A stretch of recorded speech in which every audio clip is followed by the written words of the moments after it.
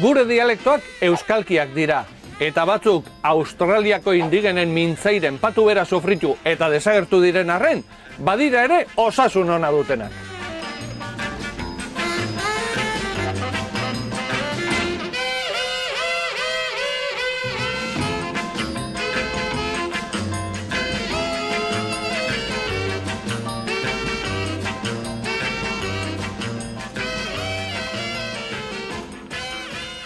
Ara, Bonaparteren mapa. Luis Lucien Bonapartek, Napoleonen iloba eta euskal hizkuntzalaria zenak, euskalkien lehenengo mapa egin zuen 1873 urtean. Urte mordoa pasada, harrezkeroztik. Eskerrak Koldo Zuazok mapa hau eguneratzeko lanak hartu dituen.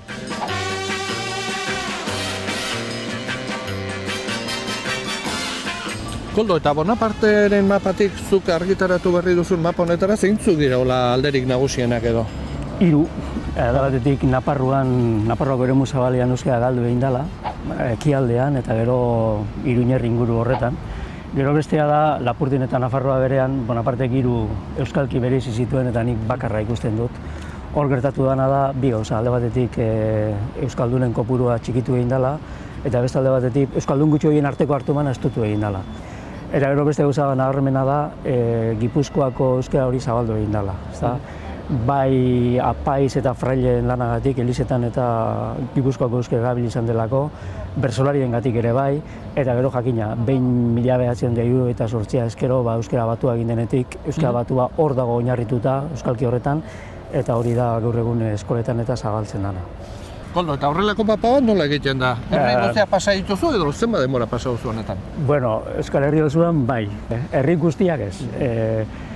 Batetik gaur egun bibliografia daukagu, egin dira ikerketak han eta hemen, eta gero, bueno, badia hizkera batzuk hobeto aztertu izan ditudanak. Esate baterako hor Urdiain inguruan egiten dana, Urdiain Naparrua da, baina Gipuzkoarekin muga egiten du, Arabarekin ere bai, eta orduan bertara 3 hilabete eman nituen bertan.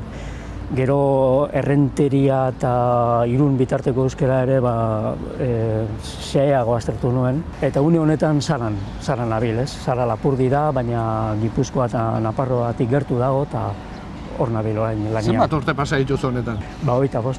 25 urte? Bai, baina Bonaparte 40 urtero ibili izan, ez? Haren meritu handiagoa izan zen, gainera Londresen bizi izan, euskara ikasi egin behar izan zuen, eta, bueno, lan luzia da, ez da txantxetako kontu bat. Koldo, 25 urte honetan pasa eta gero, galdera hau erantzungo didazu. Zer da euskalki bat? Hartu emana daukan jenteak, bat bestearekin hartu emana daukan jenteak, hizkera bat pixkanaka sortu egiten du, ez da. Gero gertatzen da, herri normaletan, eskolaren bitartez, edo administrazioaren bitartez, edo egoten da indar bat hizkuntza batzen duena. Eta hemen Euskal Herrian gertatu izan zaiguna da ez dugula izan indar bateratzailerik. Hemen hizkuntza ofiziala erdarak izan dira, euskara izan da baztertuta, debekatuta askotan egon den hizkuntza bat, euskara izan da ahoz-aho transmititu dena, eta horregatik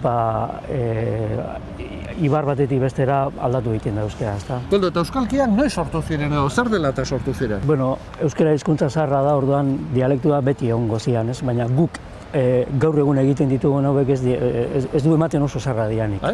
Ematen du erromatarren ondorengo garaian euskara batuta egon zala, behar bada euskaldunok ere batuta egongo ginen, eta egon zala euskara batu garai hartan. Eta ematen du euskalki hauek erdiaroan sortutakoa diala. Eta euskalkiak nola ikusten dituzu? Gotorleku bezala edo aberastasun bezala? Euskalkia dia bizirik iraunduen euskararen aztarnak, ez da? Orduan edozein gauza egin nahi badugu etorkizunari begira, biziri dagoen horretan oinarritu behar gara. Baina beste alde batetik, euskara batuak eman digu batasun bat, euskara batuari esker euskalduno bata bestearekin ulertu dezakegu, euskara batuari esker hainbat lagunek euskara ikasi ahal izan du. Azken urte hauetan galdu egin dugu euskara batuaren importantzia hori, jentea pentsatzen du mito batzuk ere sortu dira euskara batuaren kontra, esaten da laboratoriokoa dela, artifiziala dela, baina euskara batuak sekulako mesedea egin digu euskaldunoi.